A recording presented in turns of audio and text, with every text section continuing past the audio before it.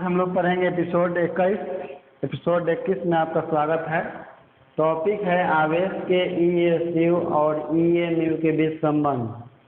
मतलब आवेश के इलेक्ट्रोस्टैटिक यूनिट और इलेक्ट्रोमैग्नेटिक यूनिट के बीच हम लोग को संबंध ज्ञात करना है। तो देखिए, इसके लिए हम लोग को जानना पड़ेगा पहले कि 1 EMU बराबर कितना होता है या 1 ESU बराबर कितना होता है। तो हम लोग जानते हैं कि 1 ESU इज इक्वल टू होता है 1/3 × 10⁹ कूलम और 1 EMU इज इक्वल टू होता है 1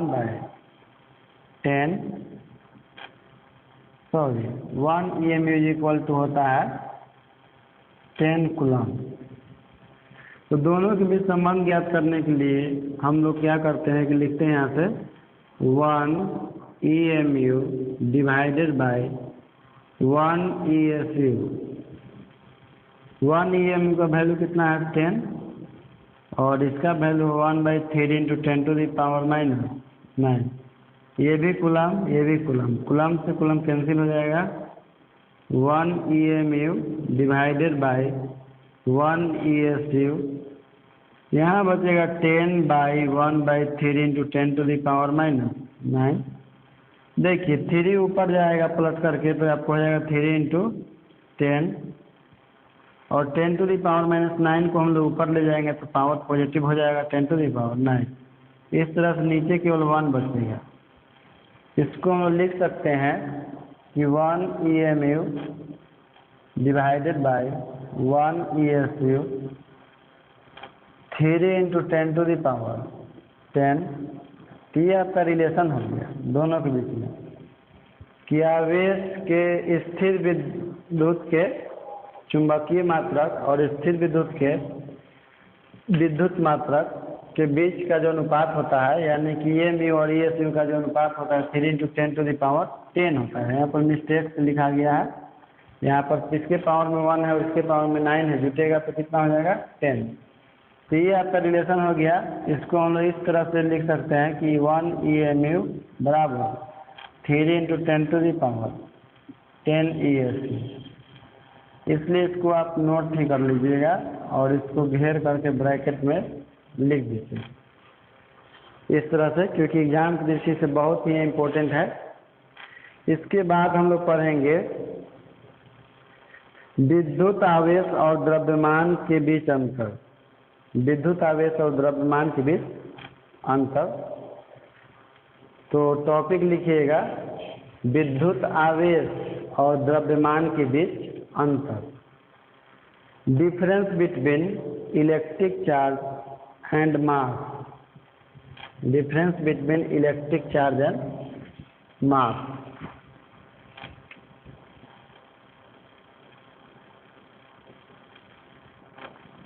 Difference between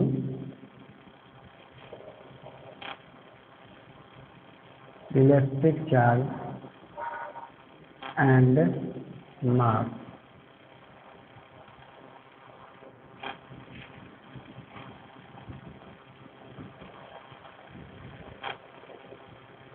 उसमें डैश देख लिखिएगा विद्युत आवेश और द्रव्यमान के बीच निम्नलिखित अंतर है। विद्युत आवेश और द्रव्यमान के बीच निम्नलिखित अंतर है। वन साइड लिखिएगा विद्युत आवेश या केवल आवेश हम लोग लिख सकते हैं और दूसरी तरफ लिखिएगा द्रव्यमान। चार्ज और ये हो गया आपका मास। दोनों के बीच में डिफरेंस है। तो चलिए पॉइंट नंबर 1 लिखिए। चार्ज में लिखिए आवेश का मान धनात्मक ऋणात्मक या शून्य हो सकता है। आवेश का मान धनात्मक ऋणात्मक या शून्य हो सकता है। द्रव्यमान में लिखिएगा पहला पॉइंट, द्रव्यमान का मान हमेशा धनात्मक होता है। द्रव्यमान का मान हमेशा धनात्मक होता है। दूसरा पॉइंट लिखिए आवेश में, किसी वस्तु का आवेश वेग पर निर्भर नहीं करता है। किसी वस्तु का आवेश वेग पर निर्भर नहीं करता है। इधर लिखिएगा दूसरा पॉइंट, किसी वस्तु का द्रव्यमान वेग बढ़ने पर बढ़ता है।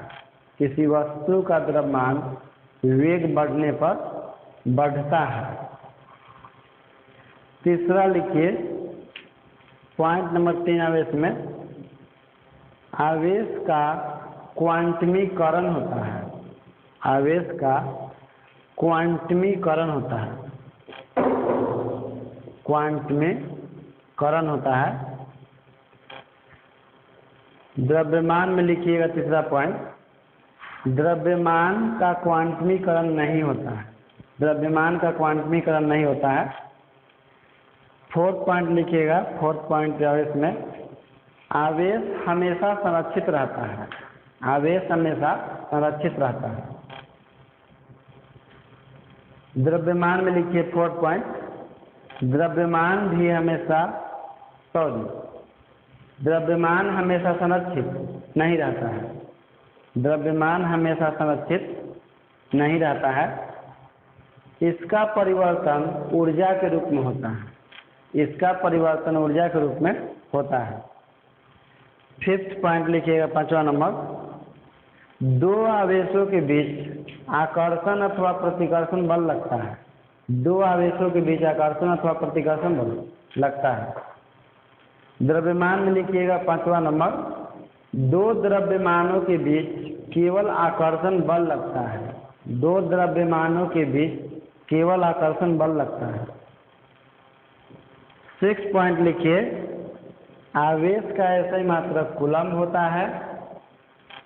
आवेश का ऐसा ही मात्रक कूलम्ब होता है।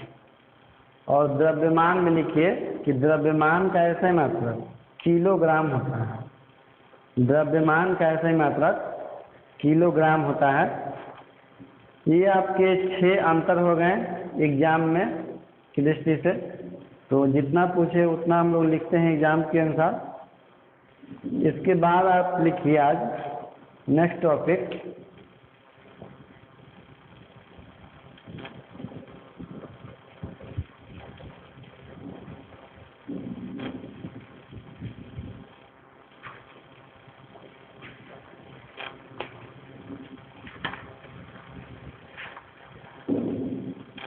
निरपेक्ष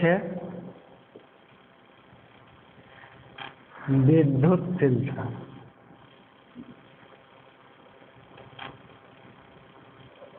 निरपेक्ष विद्युतशीलता या परावैद्युतता।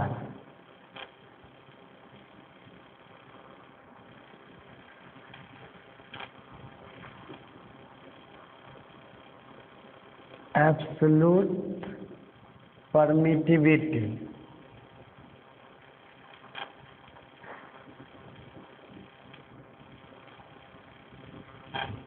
निरपेक्ष विद्युतशीलता या निरपेक्ष परावैद्युतता, अंग्रेजी होता है एब्सोल्यूट परमिटिविटी।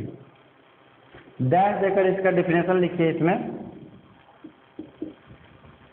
किसी पदार्थ का वह गुण जो उस पदार्थ में विद्युत क्षेत्र उत्पन्न किए जाने पर, किसी पदार्थ का वह गुण जो उस पदार्थ में विद्युत क्षेत्र उत्पन्न किए जाने पर उस पदार्थ द्वारा प्रदर्शित विरोध की माप बताता है। किसी पदार्थ का वह गुण जो उस पदार्थ में विद्युत क्षेत्र उत्पन्न किए जाने पर उस पदार्थ द्वारा प्रदर्शित विरोध की माप दर्शाता है या बताता है, उसे ही निरपेक्ष विद्युतशीलता कहते हैं। उसे ही निरपेक्ष विद्युतशीलता कहते हैं। पैराग्राफ चेंज, इसे एप्सिलॉन से सूचित करते हैं। इसे एप्सिलॉन से सूचित करते हैं।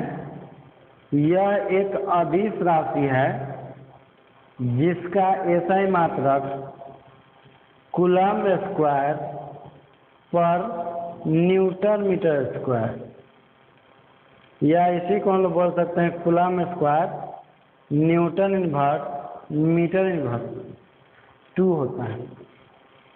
इसका ऐसा ही मात्रा कूलम स्क्वायर पर न्यूटन मीटर स्क्वायर या फैराडे मीटर इनवर्स होता है, या सॉरी फैराड मीटर इनवर्स होता है, फैराड मीटर इनवर्स होता है।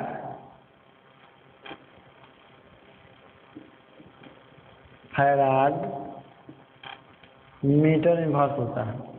देखिए इसके पहले हमने फैराडे पढ़ा था, तो फैराडे आवेश का मात्रक होता है और फैराड मीटर इनवर्स जो है आपका अपेक्षिक प्रवणता का मात्रक होता है। तो फैराडे अलग राशि है और फैराड अलग राशि है। फैराड जो है आपका धारिता का मात्रक होता है और फैराडे जो है आपका आवेश का बड़ा मात्रक होता है, इसलिए दोनों में कंफ्यूज नहीं होना है। इसका बीमा लिख लीजिए कि इसका तथा इसका बीमा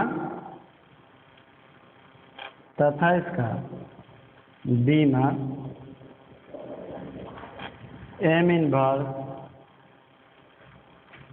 L Q sorry M inverse M फिर हो जाएगा T⁴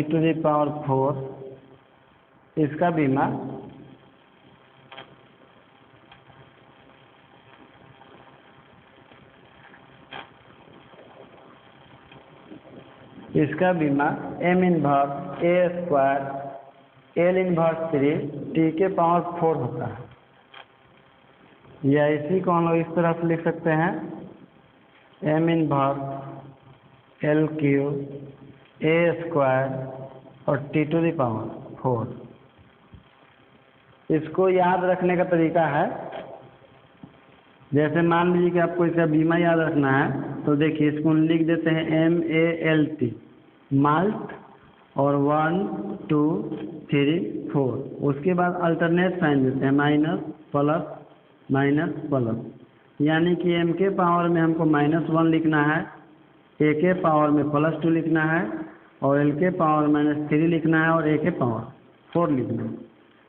इसके बाद हम लोग आगे पीछे किसी को लिख देंगे, याद रहेगा तो इसका डायमेंशन माल्ट 1 2 3 4 याद रखिएगा, लेकिन साइन अल्टरनेट देना है, माइनस से शुरुआत करना है, प्लस हो जाएगा समाप्त हो जाएगा और उसी को हम लोग पावर में लिखते हैं। तो इसका डायमेंशन होता है माल्ट 1 2 3 4, लेकिन साइन अल्टरनेट देते हैं, उसी पावर को चढ़ाते हैं तो इसका डायमेंशन हमको प्राप्त हो जाता है।